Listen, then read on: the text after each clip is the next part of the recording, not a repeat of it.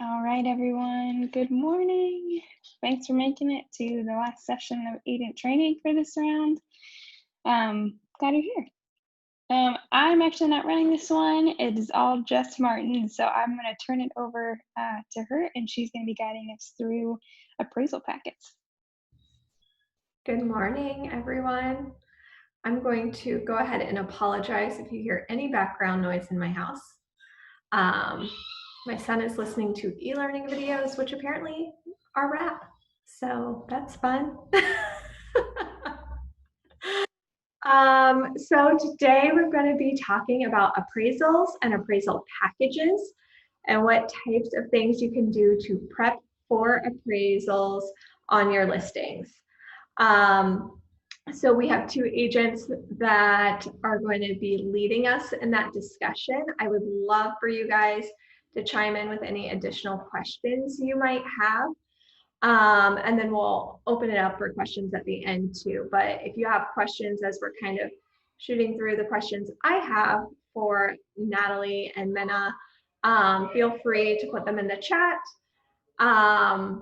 or ask them at the end. So how about we start out with Natalie and Minna? Why don't you guys introduce yourselves? Tell us how long you've been working in real estate, how long you've been at Platt, and what neighborhood you live in. How about that? We'll start with Minna. Okay. I'm Minna Kerchner. I have been in real estate since 2014. I live in Bates Hendricks since 2016. Just moved into a new house 2 months ago over here. So as you drive by the interstate, you can wave to me over Prospect. I overlook the interstate. You can see my house. Looks like a disaster right now, but just give me a wave. Let me just get into it here. Okay, so I actually am really kind of interested in this stuff. A couple of years back, I think it was like 2016. Oh, sorry. I thought you were still doing your introduction. Yeah, I'm like, I'll go right into it if you want. Go ahead, Natalie. How long have you been with Platt, Minna? Okay, sorry. I've been with Platt since October 2008. Is that right? 18? October 2018, I think. Mm-hmm. Yeah. Awesome. Natalie? Hey, Natalie Clayton. I am in my 4th year of real estate, I believe. So I guess I've technically been in 3.5 years. I have been with Platt since 2017, I believe. I think I came about mid-year, so I think I was agent 20 when I came over. And I live in Community Heights right now.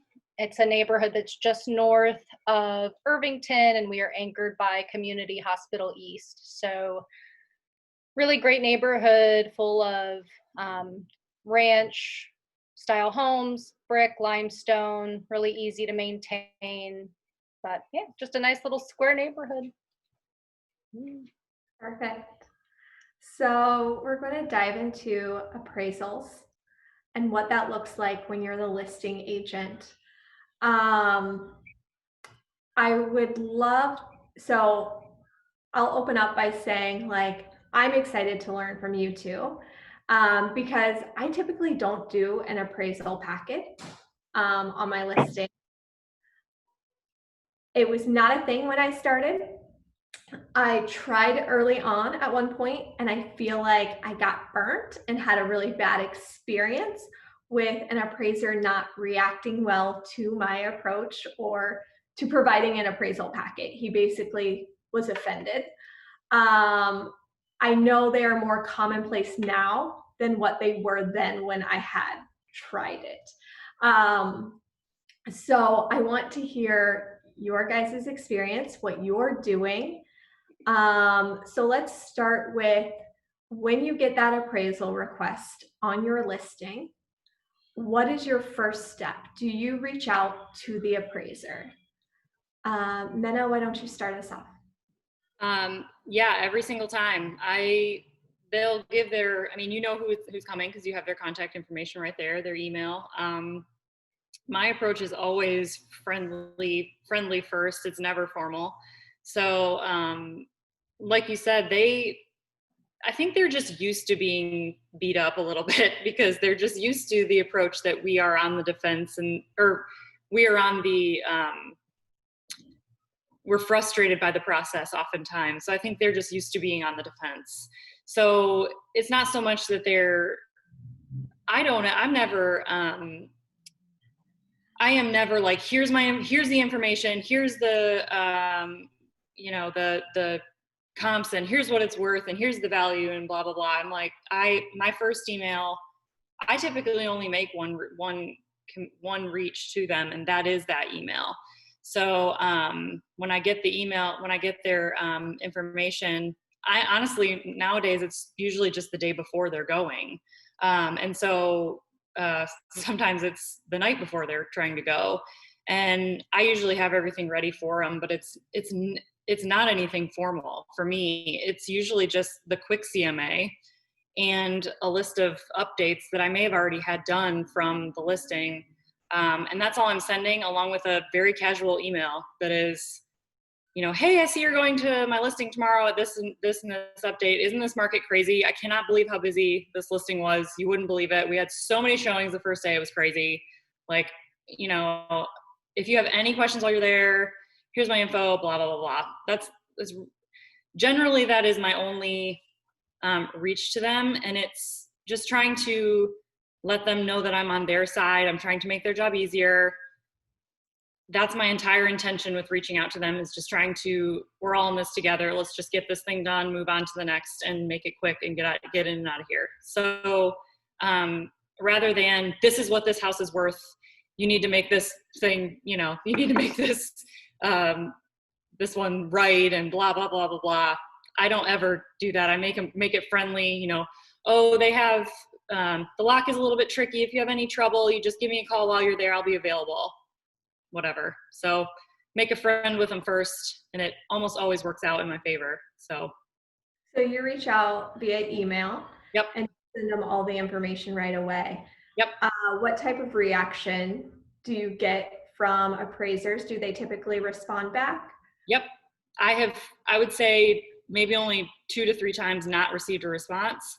And almost always, I mean, I've even had one that like afterwards had 3, 4, 5 questions, continued to reach out to me while they were doing their report. I've had people, I've had one that came back low, and I mean, below price a couple of times, and I've just been able to continue to reach out to them even though you're not supposed to. So when you make that relationship early and they know that they're not an enemy, it works in your favor a lot of times. So it helps. That's great. Natalie, what is your approach when you first get that request from an appraiser? How do you reach out to the appraiser for the first time? Yep. So similar to Minna, I definitely start with an email because that's some of the information we have. We usually have an email and a phone number. I never want to call and catch them off guard or call and catch them while they're busy, because I know they're all very busy right now. So very similar format. I follow the same format for every email I send. I basically have a template that I use. First sentence is acknowledging their expertise. Hey, I'm so thankful it's you coming, even if I don't know who they are. I'm really thankful to see your name on this one. I'm really excited for you to come check out the house. If I know it's going to be a tough to achieve value, I acknowledge that right up front. I say, hey, I get it if you're going to have trouble with this one. We were really surprised what it sold for as well. So if I'm going to be presenting them comps in this email that's, let's say, go back 3 years or go 3 miles out, which we just did on a home that our team had, and they literally used our 3-year-old comps that went 3 miles out. It was shocking because we didn't think this house was going to appraise. It appraised for $150,000 less last year with no changes. So it shouldn't have appraised, but it did. So, acknowledging that up front. Where was I that at, definitely- Nat? It was in Fletcher Place. Cool. Mhm. I definitely share value adds, upgrades, and unique qualities to the home that maybe aren't going to be readily apparent just by looking at the listing or maybe even going there. Good example, I have an appraisal today on a townhome.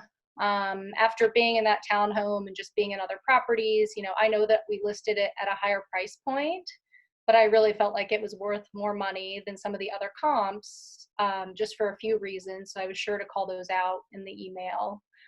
I share the success metrics, as I like to call them. If we've had a lot of showings, especially in the first few days, and we get a lot of offers, I'll pull a listing report out of showing time and kind of say like, hey, check it out. 25 showings. Everybody said we're priced right or underpriced for where we are. Of course, this is why it led to 7 offers. I send them my multiple offer tracking.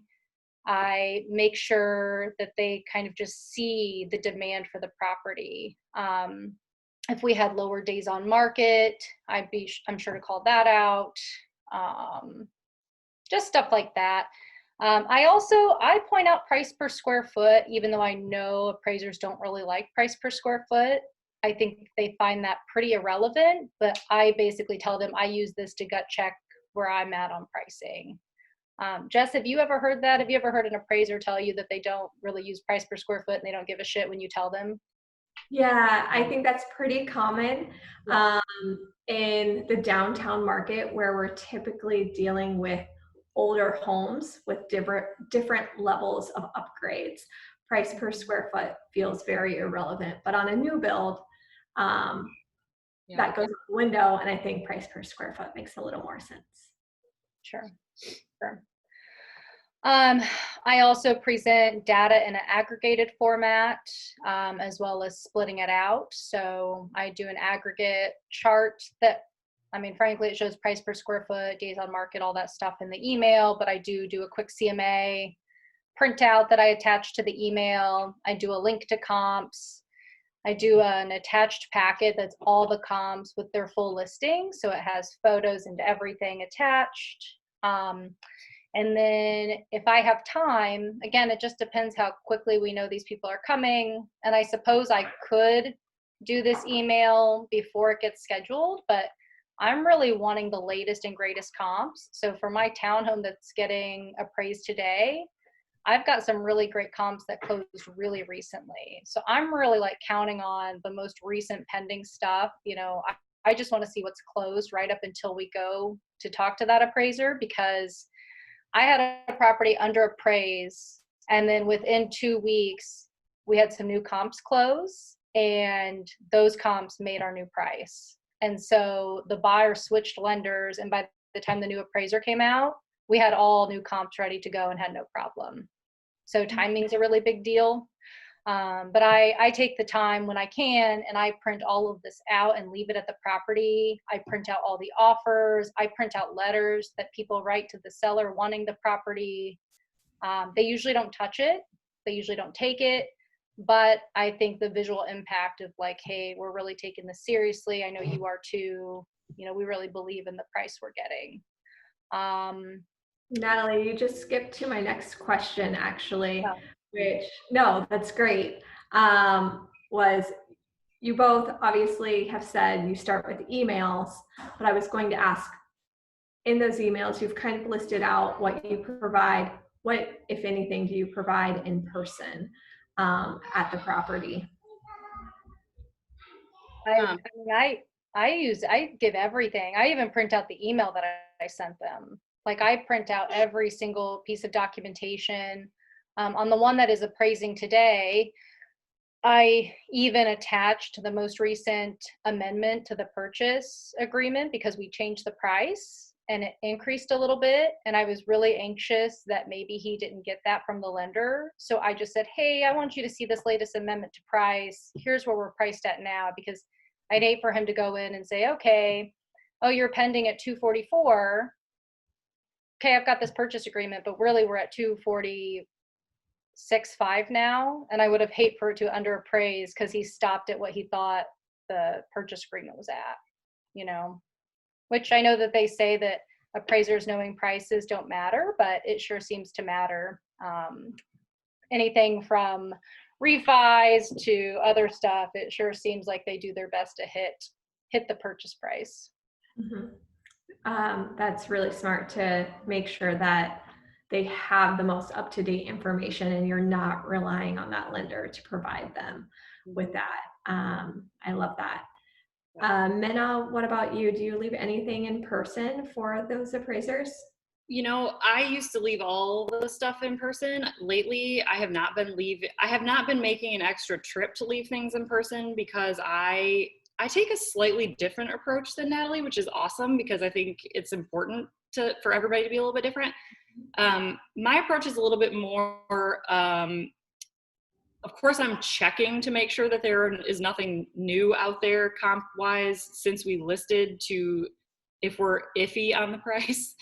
But I'm a little bit more, this is what we use to price it at listing, because I want them to, my feeling on, my reasoning for that is, I want them to see what we used at list time to do it, because I wanted them to know, like, I didn't want them to think that I'm doing their job now. I want it to feel more like I'm showing them this is how we got to this at list time. And then if there's something that made it be higher at sale time, of course, I'm like, look at what happened when we listed. Look how crazy it blew up with all these multiple offers. And then I'll show them that. You know, I don't typically go and, you know, print all the offers or whatever. I might tell them all the offer, like, we got all these offers, we got 7 of them, and they went all the way up to this, and it was nuts, and I'm happy to provide them for you if you want them. But I am more of a, if you want them, call me kind of, I guess. So my first reach is that, and then in the house, I'll leave things that may have been there for buyers to see so that they can see what the house looked like for a buyer. So that their experience is more, this is what it looked like when we listed, and this is the experience that the buyer got. And so it's more about that experience, I guess, for me, which is interesting, because I mean, my clients are always like, do I need to clean for the appraiser? And I'm like, you don't need to, but of course, like the way I have it, I lay the marketing, you know, I have them lay the marketing materials back out, so that, you know, I tell them, hey, there's, you know, if you want a packet, take a packet there for you, that's for you.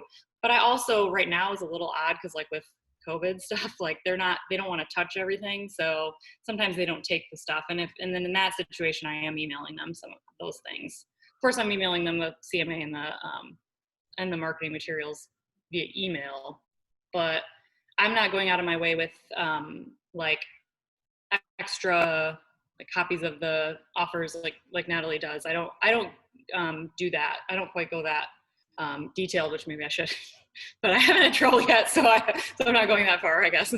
That's above and beyond. Good for you, Natalie. Yeah, I will say I haven't had trouble. I find, I mean, that's when I'm doing that, that's when I'm 20,000 over. You got the ones that are like maybe questionable. That you're like, you got the I great feel like they're usually questionable. Like, I list a lot of affordable properties. And yeah, but you're right though in saying you made a good point. In the ones that, you know, like, you're reaching on the price, make that friend right away. You say, boy, we really got an incredible price on this property, and I can't believe it, but man, these buyers are really excited about houses in this neighborhood, and it's incredible, and wow, what a surprise. For, you know, my sellers are super excited, and this buyer, you know, these buyers told us X, Y, and Z, and this neighborhood has been doing these things, and we blah, blah. I mean, yeah, absolutely. You know, even my sellers are surprised and blah, blah. I mean, I say it all the time to these appraisers, and whatever you can do, you know, we've got these upgrades that they did, and, you know, if you need help getting there, I'm happy to help you. And I mean, what I found is we look at them as adversaries, but they're not. They don't care. These appraisers do not care. They're not, like, trying to fight us and not get value. They don't want a fight, you know. They'd love to get us the value every time. It's just sometimes they can't. And so if we've got something that can help them get there, I mean, they want it. I also, I mean, I was starting to say at the very beginning, I went to a panel one time, and I think it was a long time ago, it was like 2016, and it was a MIBOR panel. And there was like a couple hundred agents there, and like a panel of 8 appraisers and people on boards, appraiser boards and whatever. That thing got so heated. Those agents were so fired up against those appraisers. Like, the questions got so hot, and those appraisers were just trying to explain, you know, what they have to do and things they do. But to your point, Jess, that Dodd-Frank, whatever, I don't know what you would call it, Dodd-Frank says that the appraisers have to take our comps that we provide. So, I mean, some of them may be stinkers about it because they've had bad experiences, but they have to take that information if we provide it. So, and most of them that I know are happy to take it. So, yeah, surprising that they would be, you know. You guys have talked about reaching out to them, what you initially send them. What do you prep your sellers for? Minna, you kind of touched on this, and like, how do you tell them to do anything specific or special for the appraiser in presenting their home to the appraiser for their appointment? And then also on the flip side, is there anything you don't want the appraiser to see? I just tell them to treat it like a showing, for one thing. I mean, obviously they need to, it's not, I mean, the appraisers aren't stupid, so little things like, you know, beyond a showing is not going to hurt them. But I typically just tell them to treat it like a showing. You know, the appraiser schedules it just like a showing, so I tell them just to treat it the same.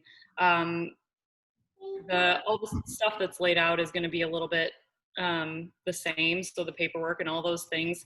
I mean, they're not going to like turn music on or anything like that. They don't need to go that far, but usually I just tell my sellers up front. Usually when we do it, prepare like for the listing, that's when we work on like the updates and the upgrades and stuff like that. So we're working on that list together, and that's for the appraisal. So that's, I mean, it's obviously for the listing, but I tell them also, you know, these aren't little things like you know, they're things that are actual value adds. So they need to be more things that are going to be considerable for the appraisal, because we're not just going to use this to impress people walking through your house, but we're going to actually use it to create value for the appraiser. So I use that same list to generate value. I provide the same one, so I don't have to reinvent the wheel, basically. I don't really know what else to say about that. Yeah. What about you? What do you try to avoid an appraiser seeing or direct your sellers to do for that appraisal appointment? I'd agree with Minna that it's about making it as show ready as possible. I know that clients sometimes are usually packing up by the time an appraisal happens though. So, you know, I just kind of say like, make it tidy, make it feel like it's, you know, as good of a value as we're selling for in the moment, which I know can be kind of tough when people are trying to, you know, get ready, turn possession over at closing. But I would say nothing drastic. Like we don't talk about being perfect for that. I mean, I tell them to just be, you know, as tidy as possible so that they can see everything. But I think another thing, I think you were talking about like how we communicate to our clients about appraisals. So I definitely try to manage their expectations, especially if we are pending at such a higher price point above where we're at right now. And we go ahead and we have that conversation about what it looks like if we underappraise and what those options could be. But I'd say a reason that I do go so far above and beyond in communicating with appraisers is because as soon as I send that email, I forward it to my sellers and I say, hey, as promised, you know, communication to the appraiser is done. You know, now let's cross fingers and see what we can make happen. Because at that point, I think that if I have to have a hard conversation with them about a low appraisal, they're like, you know, Natalie's working her butt off. She's doing everything she can. You know, we see the case for support she made. a bummer the appraiser doesn't feel that way. What's the next step? Do we work with the buyer to do a formal rebuttal? Do we ask that buyer to switch lenders and get a new appraiser? Do we ask them to bring cash? Do we go back on the market? I just think that if you are proving to your clients that you're doing everything you can throughout the entire transaction, they're going to be much more trusting. And I think that they're going to be much more open to pivoting when you have to. Because we have had low appraisals this year. Even amongst our team, we've had probably 4 or 5 this year that I can think of, maybe more, and sometimes it's not a lot, but sometimes it is. One we got back was like 25 low. And this was after the property had like 10 offers all above list. And they appraised it below list price when all of our offers were above list and some were like 25 above list. So it's just, it can be chaotic. It really can. And your clients, I think, trust you a whole lot more when they see how hard you're working. Yeah. I agree with that. At like list, when we do the listing contract, I also do that with the, trying to talk to them about the steps we take, especially if they're pushing me on price a bit. And I tell them, I'll agree to this with the understanding that, I'm going to do my best with the appraiser. These are the things I'm going to do, but understand that if they're not going to take our price, if the appraisal comes back and it doesn't match what we're under contract for, these are the things that are going to happen. I'm going to do everything I can.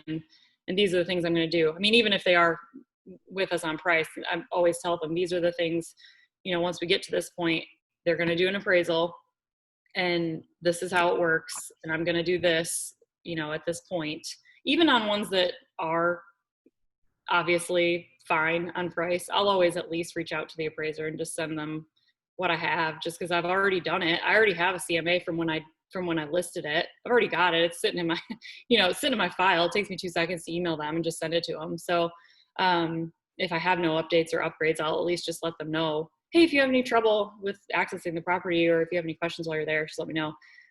So that doesn't hurt me to do it all. But same thing, I let them know, hey, I'm going to reach out to the appraiser. I'm going to do my best to make sure that we're at value. And if we're not, we're going to have a discussion at that point. So they at least know that I've taken an extra step that most agents, I guess, don't. So, yeah. Yeah. So you're both setting expectations with your clients, basically at the point of listing the property, and then you continue those discussions even as you approach appraisal, which I think is really smart. And Minna, to your point, presenting your comps to your client when you're pricing their home initially and having that conversation. You both said this, basically, this is how the appraiser is going to look at value, Right. kind of educating them on this is what happens during the appraisal process should your property not appraise for what we sell it for. I think that's really smart. I did ask maybe what you don't want the appraiser to see, and neither of you mentioned this. I wonder if this is an approach. I know, Natalie, we've had discussions about this in the past, a seller's disclosure, right? Oh. So we attach a seller's disclosure to the listing, and sometimes sellers obviously disclose defects. That can become a problem during an appraisal. Yeah. You guys leave that attached to the listing, or have you removed it? If there's no defects mentioned, truly, I leave it. But I am absolutely in there editing my agent to agent notes. So a lot of times on older properties, I'm even going as far right now as I'll type up an addendum that I ask all offers to sign. And sometimes in that addendum, I say the fireplace is as is, the original windows are as is, the garage is as is. Buyer and seller agree that no repairs will be requested or made. So I'm going that far right now, or saying any repair that costs less than $1,000, we agree that buyer and seller, that it's not going to be asked for. So I'll go as far as to protect my seller in that way, especially on properties that we know need a little TLC or they're already priced really affordably. So I'll leave all that stuff in agent notes while we're securing offers, but as soon as we go under contract, that all goes away. Same, like I sold a fully furnished condo unit for far above what the building really comped out for. Removed all of that stuff. I had to go grab all the marketing out of the unit. I had to remove it from agent notes because I didn't want the appraiser to somehow think that we were selling for so much more because of, $30,000 worth of furniture, but we absolutely sold for more because there was $30,000 worth of furniture. So yeah, that's a good point, Jess. I thought you were maybe more asking about stuff in the house, and I was like, and they're going to see what they're going to see. But yeah, absolutely. Like documentation, verbiage, definitely try to strip all of that away. Minna, have you had any experiences?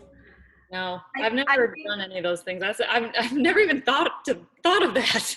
Now I'm like, geez, should I have done that? Like, gosh, that's really smart. You learn the hard way, right? Where you're, I think Natalie and I both learned this way. Like I'm thinking back on the ones that came back low. Like, shoot, should I have done that? Like, gosh, no, I never did that. Yeah, all you need is one appraiser to request something to be fixed. Right. You had your client put on the disclosure, and you and it's funny, the things that I always have like come up are stupid because they're always the ones that I have trouble with are like stupid things like this closet needs shelves. Like I just always get the dumb stuff somehow. I don't know. This stupid things like I never, the big stuff is never an issue for me for some reason. They always miss that stuff. I always get lucky with the big things, but the little stuff is stupid. So yeah, we're seeing a lot of this basement needs to be waterproofed on conventional loans. Praise Jesus, I've never had that come up because we've sold some wet basements in our past. Woo! Had it come up multiple times, and so that's something that I'm having like buyers sign on addendums right now. Yeah. And then taking it off the listing because I'm like, we're not waterproofing this. Well, yeah, because like to Jess's point, those seller's disclosures all say that. I mean, my house I just sold to, however bit ago, my own seller's disclosure. I mean, I'm smart enough. I wrote that basement's wet. I know it is. Yep. Jess, I'm curious, since you don't leave an appraisal packet, but it sounds like you do some things to prep for the appraisal, like maybe what is the difference there? What's your process? Sorry, I'm putting you on the spot. No, that's okay. So, I don't leave an appraisal packet. I do have attachments to my listing with a list of upgrades for every single listing. So I'm going to have those. I'm going to make sure that my seller's disclosure is removed if it's disclosed anything that might impact the property negatively. I also make sure that seller's disclosure isn't sent to the lender because that's another way for it to get passed off to the appraiser. That's really all I do. If we've had multiple offers, I will reach out to the appraiser and say, hey, we're under contract for over list price, obviously. We had multiple offers. Would you like to see those? Like I said, I got burnt. So I now try to just kill appraisers with kindness. But I do think after this discussion, I probably will start doing appraisal packets. I've just been a little bit hesitant since my first experience with them. Yeah, I mean, I've definitely had appraisers. Like a few times people have been not nice. One guy I talked to for 2 hours on the phone about how bad my kitchen was and why we shouldn't be selling for that price. And then he talked to Rex for another hour about how we shouldn't be selling for that price. But I will say it still came in higher than what he initially told me on the phone by like 15 grand. So I was like, that's all right. So I was basically telling my seller, yeah, we're going to get really screwed. But then when it came in low, but not as low as he initially said, it was actually fine. But I would say for the most part, kind of like Minna, they're fine getting the emails. Like they're like, oh, thanks so much for this. It's usually pretty polite. And I think it's how you frame it. Like if you come at it as like, hey, this is a team thing. I'm trying to save you some time, trying to help you understand what we're seeing. You're the expert, not us though. Like, let me know if you need anything. I will say that so far it's been really positive. So we've talked about what you guys have included. I want to dive into that a little bit more. We've talked about updates. I would like to hear, as far as your CMAs that you're providing, what do those look like for an appraiser? Is it different from the CMA you pulled when you priced the property? Are you only showing them sold properties because it is an appraiser?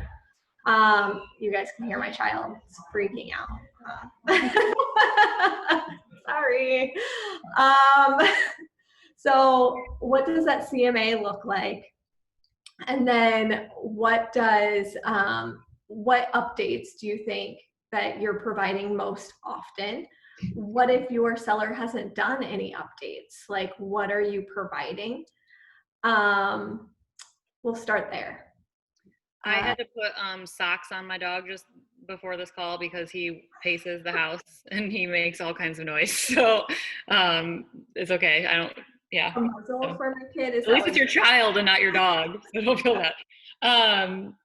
My CMA that I send, like I said earlier, I usually just send the actual quick CMA that I did, that I showed my seller when we listed, because I want it to look like, I don't want it to look like I'm trying to do their job for them.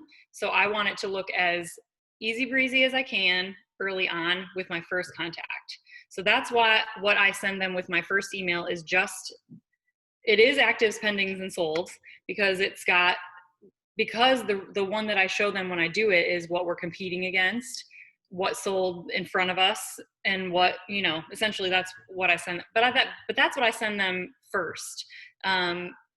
So if I want to dive deeper, and of course I'm looking, like I said, I'm looking again before I send that to make sure I'm not missing something that's going to really help me out or hurt me. And I may send them something else like, hey, this one also like popped up, you know, I might just send them that just to be like, oh, I just, you know, we've been watching this one too, and this just came about, you know, just didn't want you to miss it or whatever. But it is just the quick CMA. So it's, I mean, y'all know what that is. That's pretty easy to find. If there's something in the body of my email that I send though, because that's so not detailed, I will say, like, obviously included with that list of updates is all the things that my client has done to their house or that makes it stand out from those on that list. And then beyond that, what makes the value of our house different from those that may not show up on a quick CMA that is bare bones and not detailed. So oftentimes, I mean, some of them have like solar panels, some of them, I mean, those things don't show up on there. There's no way to value those things on there. There's no way to value, I mean, so many things on there that you cannot put a dollar on something so basic. So we just kind of go, in my email, I just kind of say, you know, the reason they stand out so much from the comps here, if we do, assuming we do, just, you know, for argument's sake, is because these ones are all, you know, on the north side of this street or whatever, and we're on the south side and this neighbor, whatever, you know, I just kind of say like, we had a discussion and this is kind of where we felt we blah, blah, blah, whatever. And, you know, kind of just how I word it, just to make them understand where we were. Upgrades that I put on there, I try to be careful because again, they're not idiots. We try to make it look real good for the buyers and, you know, spread out one update into 3 lines for buyers because we try to make it look like our seller did way more than they really did. But for an appraiser, they're not stupid. So, you know, try to really maybe not dummy it down as much for the appraiser if possible, or, you know, clean it up a bit. Probably the things I'm putting on there are just the dates of things. They want dates and just making sure that we're not necessarily including things that are from someone who owned it before. Because if you're including something from the previous owner on that, it doesn't really help you increase value from the previous sale. So updates made to the home that have been made since the person owned it. And I mean, even paint is considered an upgrade. I had an appraiser one time tell me that. I had an appraisal come in low and he was like, well, it's been painted. I'm like, all right, cool. So he gave me that upgrade and gave me some value on that. So I liked it. I just said, okay, I didn't have it on the upgrade sheet, but paint, awesome. So I don't know about most often updates, but definitely put dates on there for the appraiser because they want to know that, especially if they're in your Minna, favor. this is kind of a basic question, but on that quick CMA that you're pulling, do you have a standard amount of time that you're pulling? So like from 6 months back or year back, or does it matter? Totally depends. I mean, it depends on the area because sometimes you'll get, right now, and in the areas that we're looking, it's a lot of times it's 90 days because there's just been so much. But it really depends. And I try to be careful, like eliminating, you know how you can like discard a listing? I try to be careful because it says that you've discarded listings at the top. It says like 1 or 2 discarded. So I try to be careful to do that. I don't know if they're smart enough to know that you've done that at the top to read the CMAs that well, but no, I mean, it really varies because sometimes you can go back a year just depending on where you are. I mean, and still not really have really super accurate ones. But it really varies. A lot of my recent ones have been 90 days, honestly. Natalie, would you walk us through your package and what those specific line items that you provide look like? Yep. So my upgrades, I mean, I'm really calling out as much as I can that the current owners have done, or just things that make the property a value add against other comps. So things I will call out, you know, all fresh paint, all new flooring, refreshed cabinetry, meaning maybe it's been painted and hardware added. If they have a newer roof or newer HVAC, I'll definitely put that stuff in, put the year in. For this townhome that's getting appraised today, you know, I really tried to call out the fact that it's an end unit and has a lot of extra windows, and it has no immediate neighbor to the north of it. So it gets way more natural light, and it has its own kind of side yard with mature trees. That's something that none of those other units have. So that's why, again, I priced it $25,000 more than the comps. And honestly, we're really close to getting that 25,000 more. It took a few more days on the market, but I'm thrilled. So stuff like that. Again, with this townhome, a lot of the comps only have 1-car garages. So I, you know, was sure to call out that this one has a 2-car garage. A lot of the other townhomes have basement square footage. So I was sure to call out that all of our square footage is in 3 levels above ground. I was sure to call out that the 3rd floor has custom built shelving and truly could be a 3rd bedroom just by adding a door. So really it could be a 3-bedroom condo if somebody really wanted it to be a 3-bedroom townhome. So I definitely include all of that. And what was the rest of the question, Jess? On your quick CMA, you said you provide sure. So an active. Yeah. Well, I think the funny thing is that when I run a CMA for my sellers before listing, I would say that that CMA that I'm running is very similar to how I would run a CMA if I had a buyer to buy that property. I'm being as realistic as possible. I'm showing the range.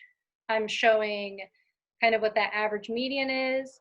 I'm looking at current competition to price us within that current competition. But I'm really being, you know, very realistic during that time. However, when it comes time to appraisal, I am going rose-colored glasses. I'm like, here are the, you know, highest and best, and here's why. So I'd say that I actually kind of flip it a little bit. And we all do that, right? Like when we have sellers, like we're trying to list it for the highest price we can that makes sense. When we have buyers, we're trying to get them the best deal. So we may show them, you know, the comps we pull for buyers on properties, those are probably going to be sometimes different than what a list agent pulls for sellers on properties. So I'd say I kind of try to split that difference between listing and buying. But when it comes to appraisal, yeah, I'm going most recent, highest comps available. I've always heard appraisers like to go 180 days out and no more than a mile out. So if I am going beyond those specs, that's what I'm calling it out. I say, hey, I realize I've gone a year back, but like inventory is kind of weird right here for this specific property, for the subject property. So I went a year out. Hey, again, kind of not really great comps. That's why I went 2 miles out this time, or 1.5 miles out. So it just depends. That's I mean, great. I'm doing my best job to support the sales price. And so I will say that the way I run that data is different than how I run even the data to list it, or if I had a buyer. Absolutely different. Well, I think you both mentioned this, but you both are pointing out things to the appraiser that might not be really apparent should they not know the area or know the house, or be a buyer that really sees the draw and appeal of an in unit versus like an interior unit, or a house that sits just east on the street rather than west. I really like that you guys are pointing those out, because a lot of appraisers probably wouldn't pick up on those nuances just by visiting the house, because some of these appraisers are not from Indianapolis, unfortunately. That's painful, but it's true. And Jess, I'd also add that I do pull pending comps. I do pending and sold when I'm doing appraisal comps. And I will also say that sometimes I ignore my bed bath count at first, and instead I'll do it based on square footage and kind of see how that shakes out. And then I try to stick as close as I can to the age of the property, to the subject property. Yep. So I think some of the harder ones are those ones that were built in like 2006. Because like a 2006 townhome, I'm kind of pulling some newer stuff, some stuff that age, and then some older stuff that's been fully renovated. But if it's like a new build, I stick with new builds. If it's really old yet renovated, I try to stick with really old yet renovated. But I will say I run my data probably 3 or 4 different ways before I really determine the path I want to go. I agree, and I think that goes to Rosie's question too about how far you go out, because I agree. If you do, like, if I have a 3-bed 2-bath or a 2-bed 2-bath or something, I'll run it a couple different ways, just because, especially in the neighborhoods that we're working in, because these houses are an old renovated house, or it might be a new build, and you're looking at a house from 1910 that's been totally gutted and redone, and it's right next door to a new build. It's like, how in the heck?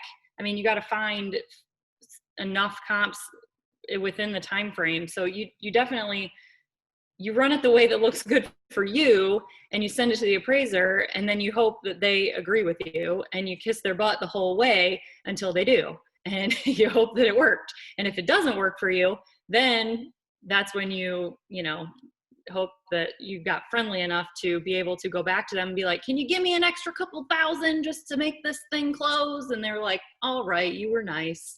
And they do. So it's worked for me. You took me to the last point I wanted to touch on. A rebuttal. Yes. Which that wasn't really a rebuttal, that was a beg, but it was the same thing. It's the same thing sometimes. Well, let's say you have an appraisal that comes in low on your property. You get that call typically from the buyer's agent because they've received the appraisal back. What is your next step when you realize that the appraisal has come in under purchase price?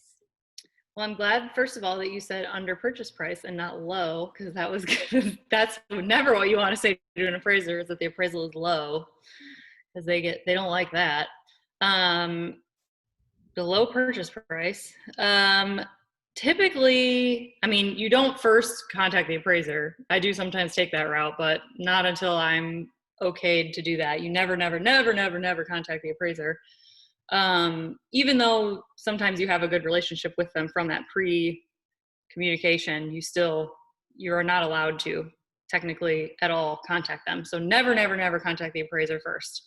You have to go through the lender to do the dispute process, but the bank actually technically has to initiate that. So usually you just have to go to the bank and see what your next process is going to be if you're going to actually dispute it. My first step is usually to see if the seller will just lower the price, because that is the easiest way to go if I have the buyer. Now that actually depends who I have. If I'm the listing agent, I just cry into my pillow for a moment. And then I go back to my paperwork and I look at the comps that they use and compare with the comps that I used and try to see where we're kind of confused, because usually that's the confusion is, where our comps are differing is usually the confusion. And it's not usually, they don't usually have the wrong information about my property. They usually are using comps that I would disagree with. And that's 99% of the time where we're wrong. So that's why supplying them with comps that I feel most match what I'm dealing with is the best way to get our values lined up. Because just like what Natalie's been saying, and just like what I just said a minute ago, sometimes our properties are a little bit funny with what we're dealing with in a neighborhood. And we just want to help them out and say, look, we know maybe we're a little lofty with our goals here.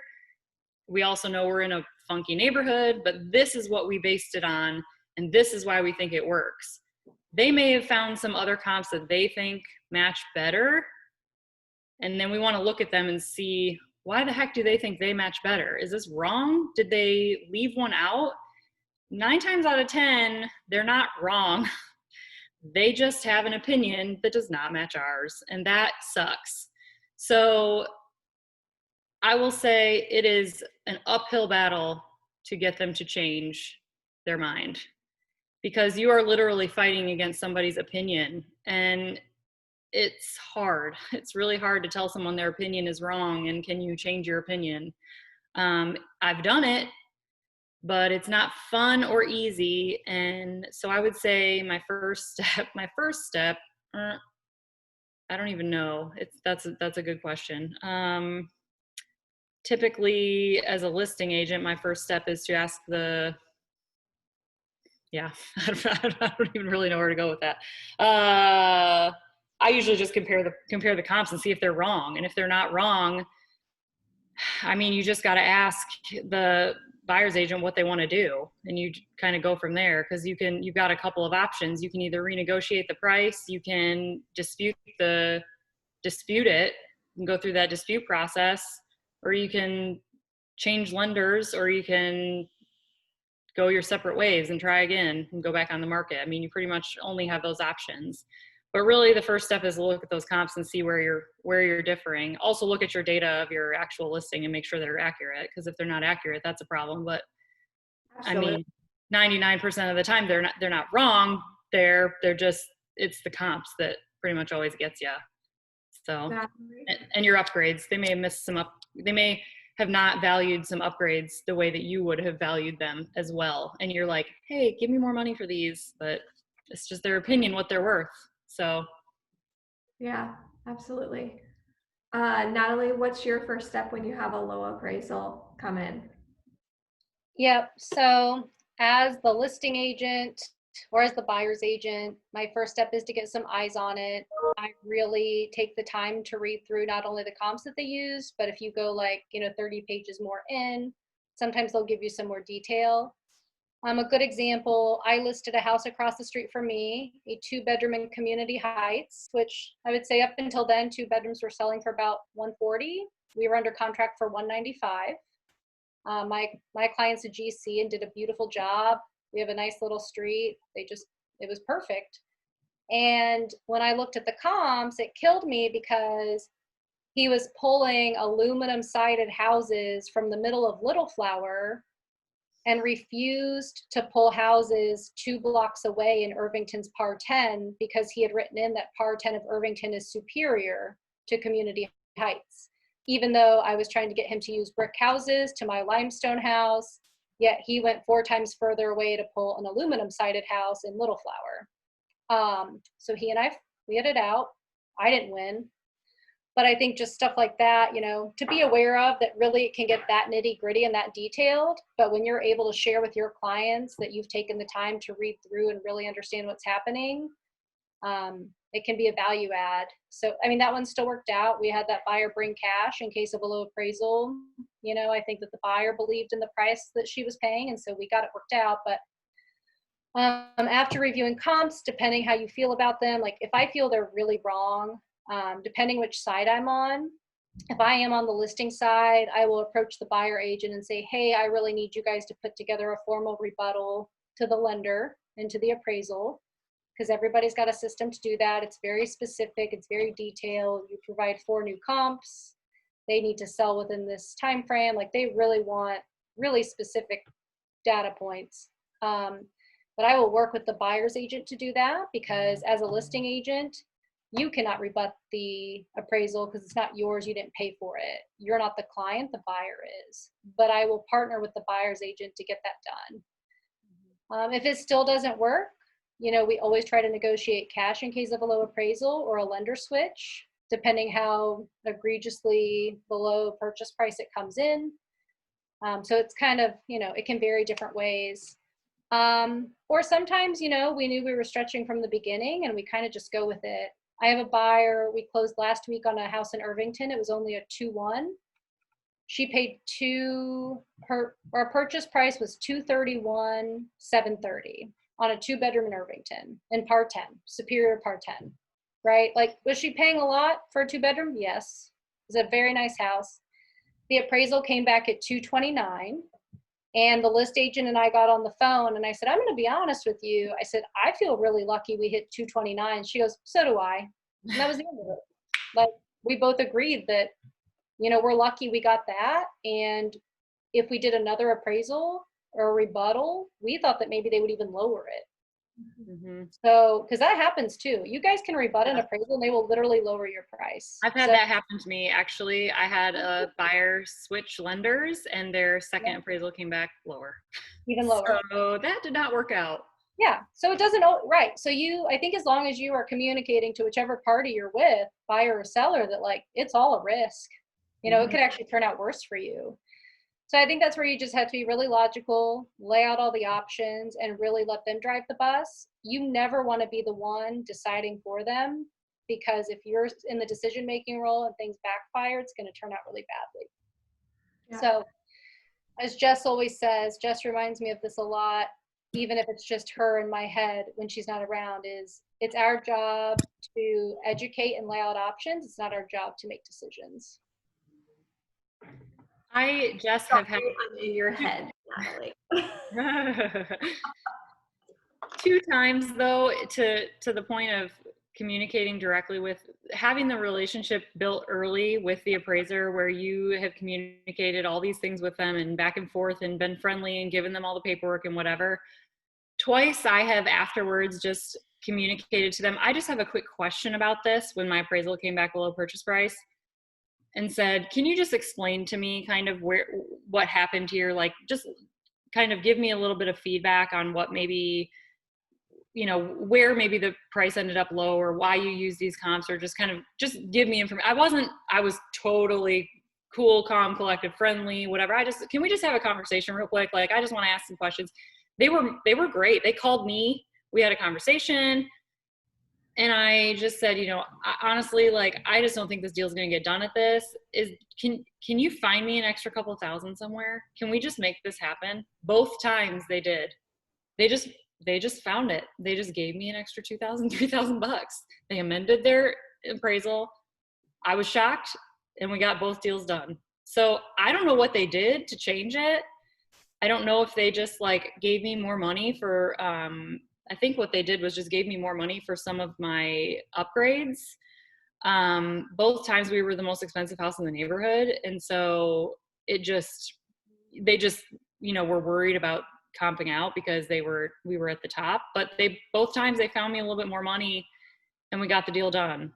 It was still below purchase price. So my sellers just came down a little bit, but it was like not as much. And so it wasn't as shocking. So we were able to get the deal done. So sometimes building that relationship early and just having that communication, I was able to kind of break the rules and talk to the appraiser and just get them to make an amendment, and they just got it done for me.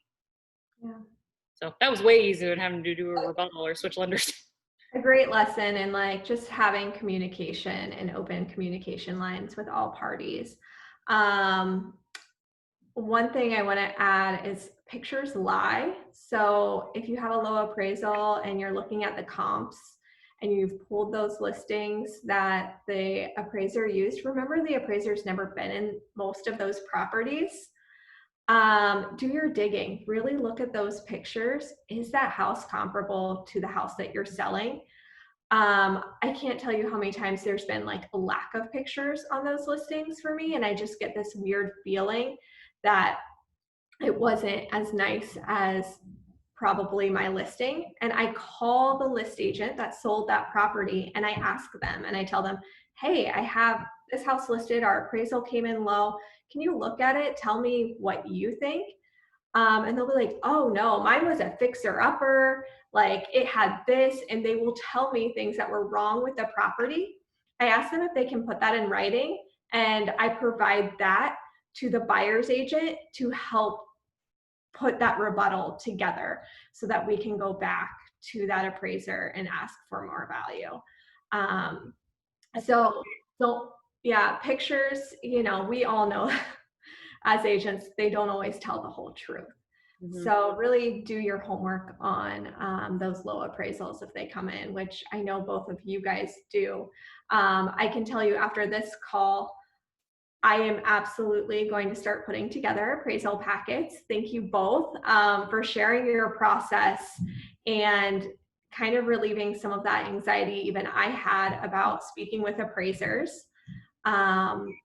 It's been very, very helpful. So thank you guys. To your point real quick, also, if you guys are listing properties or selling them and you're on both sides of the transaction, or it's a new construction or you're like something like that, and you're just entering it into the BLC for just information, this is why it's so important to be as detailed as you can on those just listings that you're just throwing in the BLC, because we're using those for comps for things like this. So if you're just throwing it in and just putting the minimum amount of information, you're not really helping when somebody goes to list a property down the street and tries to use that as a comp, because there's not that much information on it, you know, or it's maybe we really can't use it as very helpful. So just, you know, be as detailed as you can on those listings that you just throw in there, or you're on, you know, one side, or even on your listings, just try and give as much information as you can, just because again, you're going to be on the one side of the scenario at one point, and you're going to wish the agent put all their information in on those, and it's going to really help out somebody at one point. So that's all. Well, thank you, Minna.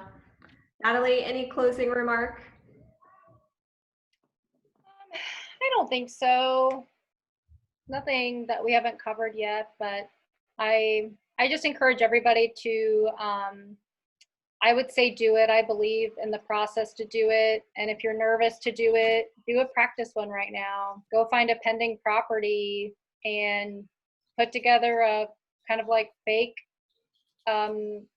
email to the appraiser and, you know, really get some practice in, because, you know, I think it can be overwhelming trying to do all the things that some of us do for all of our clients. Like, you know, I feel like we add things to our plate every day to bring more value to our clients, but the more and more you do each of those things, the faster and better you become at them, and they become less of a burden. And yeah, you can always practice. There's plenty of stuff on the market to get going right now. You don't have to wait until you've got a property. So perfect. Thank you, Natalie. Rosie, do you have anything that you wanted to? That's it. Natalie and Minna, you guys are amazing. Thank you so much. Dog in his socks so that you can. oh, Yeah. There you go. I love it. Minna, your new house is seriously so cute. I love it. No, Minna, thanks. Let's give us the download. TKW, good quality.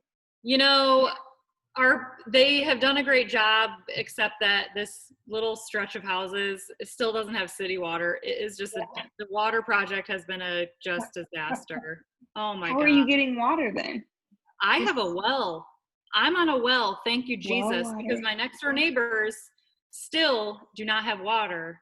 And they were supposed to close 2 weeks ago. They were going to double tap into our well and just live off our well. Because yeah, downtown Indianapolis, right here, I got a well, baby. So I was so confused when I heard that. I was like, I don't understand. Well, I would have still been shacking up in my old house since May 22nd, or in an Airbnb on TKW's dime, had I not just agreed to the well. With a toddler and 2 dogs, I'm like, nope, ain't happening. Give me this well. We're doing it. Bless Oh them. my God. Yeah. That's so, insane.